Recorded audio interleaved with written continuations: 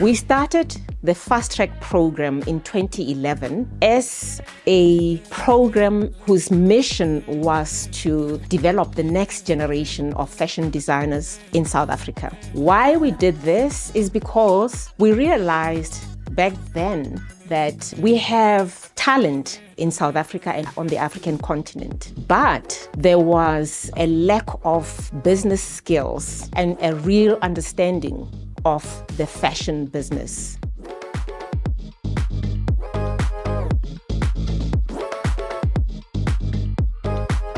We invest in them so that they can also understand the impact that they have in society in general. When you think about Fastrack and the impact in society, it's around the Sustainable Development Goals. These young people give employment in their communities. We have some who do craftsmanship, who work with weavers in the community, and that gives jobs to local communities. We believe that in investing in them as well, we invest not only in AFI, but also in the industry in general.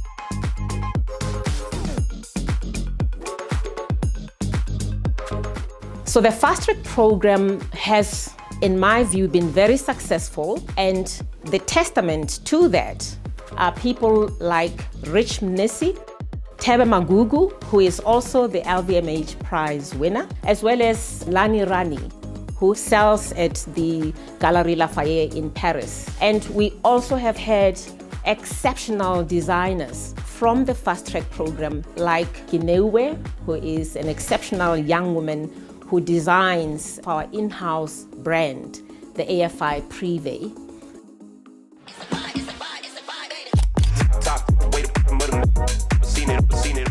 I have all sorts of feelings. I'm excited, I am anxious, but I'm mainly excited for the future. I mean, to be chosen as one of 7 brands out of 100 and something, that is a huge achievement. It shows me that I'm in the right direction. With uni, it was really about my creativity. It was about, okay, cool, this is how you sew, this is how you create a print. Basically the practical stuff. But then getting here, it's like, hey man, how do you make this work now outside of university? How do you make money out of this? How do you become retail ready? You know, create clothes that are sellable. It's been quite the roller coaster. I've learned a lot about costing and how to manage my brand from a business perspective, because so often I get carried up in the creative aspect of it, so it's been quite the learning curve for me.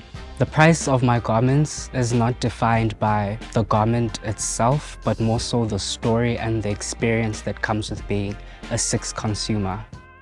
When you are working on your own, you are in a bubble. Being in a platform like this exposes you to other people, gives you that opportunity to collaborate. So we've had to challenge ourselves, push ourselves to that limit. So it's been quite a good year, positive learning experience.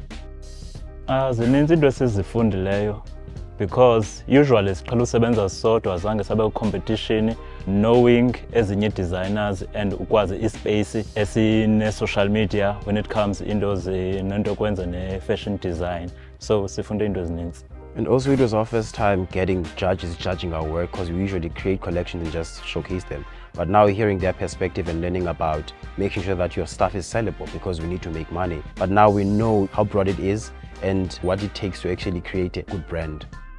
So 30 years ago, most of our designers really looked to the West in terms of their inspiration. And we did not use our own culture in terms of self-expression and using it for the fashion industry. With the 1994 democratic move, we began to appreciate our own culture. We began to appreciate that which comes from Africa. This generation of designers are now taking that cultural influence, our heritage, and they combine it with modernity, which makes their designs globally relevant. So the challenge to our designers was, look at the past, the last 30 years of fashion in South Africa, and interpret that in a way that takes us forward towards the next 30 years. As a textile designer, I'm drawn into fabric and textile and print. So there's a thing called the kufia and umpato. So I wanted to sort of look at those things and how they've been used in fashion or in society as a political signifier / cultural signifier. When you look at what happened when Nelson Mandela wore umpato during one of his trials, that was a political statement as a form of resistance. So the idea was, how do we use it in the contemporary times and still be authentic to where it comes from? As I was trying to find an era to focus on, I remember that when I was in my teens, there was a culture that really dominated media. Young men mostly and young women dressed in a way that was not so ordinary. It was very colorful. So when I remembered that culture, iskhothane, and the fashion aspect of it, I thought they destruct some things like your food, money, and clothes themselves, just to kind of demonstrate their own wealth. This is part of South African history. If there's a way for me to use my collection to document that, I'm going to do that, and then meshed those with modern trends and the values of my brand to create this collection, which I've titled Iskhothane Somhlaba. My approach to this was to look at a time where a lot of self-expression was happening. So 30 years of freedom meant that we were allowed now to express ourselves in a different manner. My inspiration for this particular collection was music and hip-hop music. But I'm looking forward to just finalizing the whole experience and seeing the results of all the hard work that we've put in.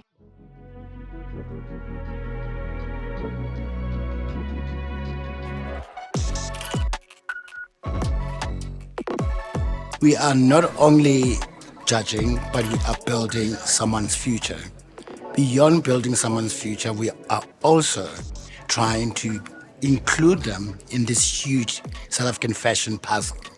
How do they fit in? Are they ready mentally? Are they ready in terms of the technicalities? Are they ready in terms of their PR exercises? Are they ready to stand there and sell themselves as a brand? I always look for something that speaks to kind of an original vision that's not too iterative of everything that's come before. Like, what makes you you? Why are you actually here presenting a brand? And having presented your brand, then how is it going to become a sustainable brand?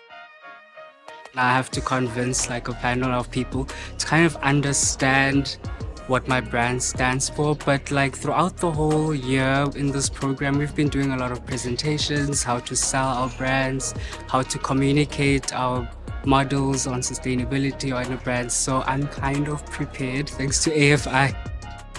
As creatives, I think we've gone past the idea of just focusing on quality. We now want to focus on just making.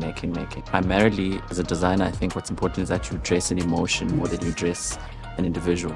So if the emotion is not really translated from the inside of the garment to the outside, then it's pointless.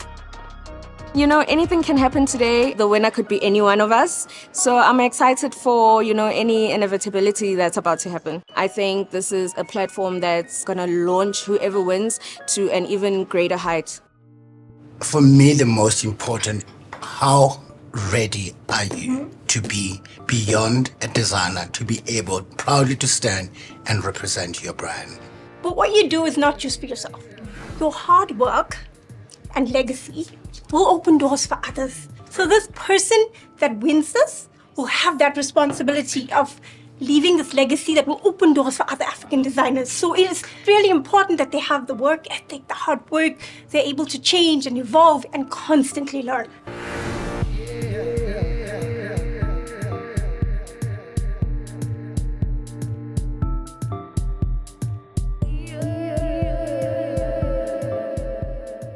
I'm actually quite exhilarated and surprised that there's so much of young talent in our country. And it's just absolutely wonderful to see the talent. I mean, it's just advocating what South Africa has to offer. This is an excellent platform to showcase our talent in South Africa. I'm looking forward to them being our next designers of the international scene in the clothing industry. It's so important for us to make an impact on the future of fashion, especially here in South Africa, where there's so much quality and great opportunity for young designers to be able to express themselves and show themselves through fashion. These initiatives that AFI is doing, it's really helping to carve out a niche area for these designers to not only be showcased to a level of grandness, but to also help hone in those skills of putting together a show, becoming an international designer, what it takes to communicate with the clientele and the next person. So these things are very, very important. We have to continue to empower and push our future. Literally, they are our next step, and it's our journey and our goal to make sure they have the right support behind them, and AFI is doing that, and they're doing it in great fashion.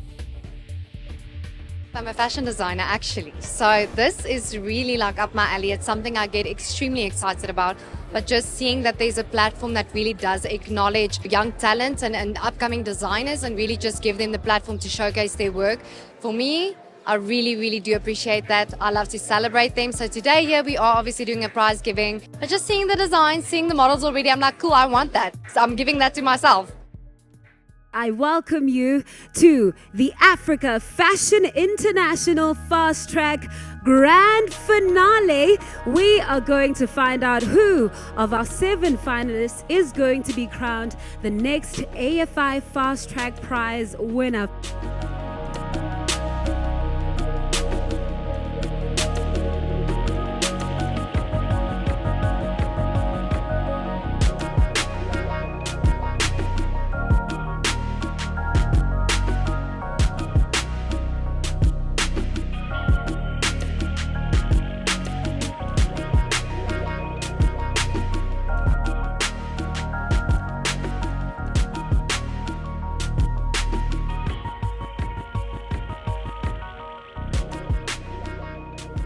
Each of the Fast Track finalists that we are celebrating today uses fashion as the medium to speak to the currency that is Africa's unique brand and style of storytelling.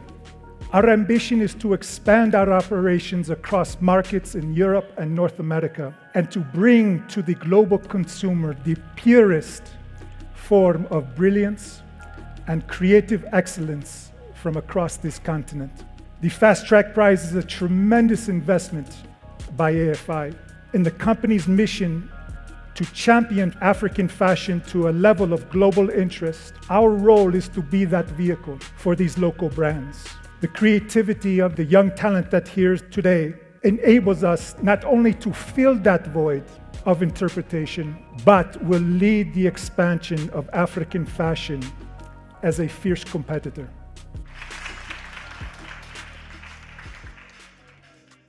So first up, we've got the Craftsmanship Award. So the winner is Abantu.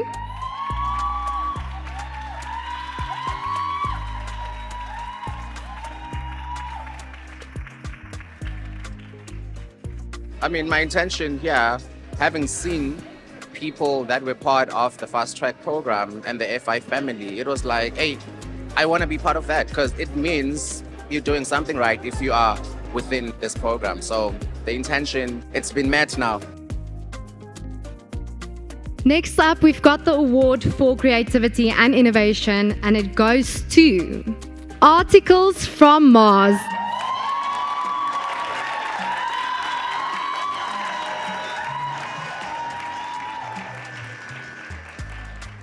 Honestly, I'm grateful to the organization and for creating this program, and to the judges we've had throughout the entire thing, and the fellow fast trackers, because they've been so supportive. So I really am grateful to them and everyone who was involved in this whole thing.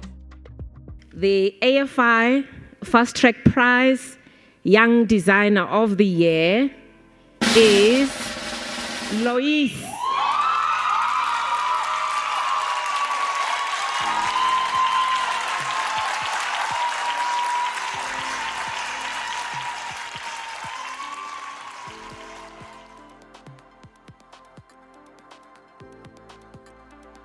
It's a whole lot of emotions, there's happiness, there's excitement, and I think the nerves are still there a little bit, but overall I'm just over the moon. What AFI did for me was prepare me and make me ready for, firstly, the opportunity itself, but also to take on the world in the fashion scene. It's been a very exciting year at AFI, but what I love most was how these young finalists worked together, collaborated to solve problems. So that spirit of collaboration that I have seen develop amongst them, I cannot begin to express my pride in seeing how far they have come. They have done very well, and we're immensely proud of them.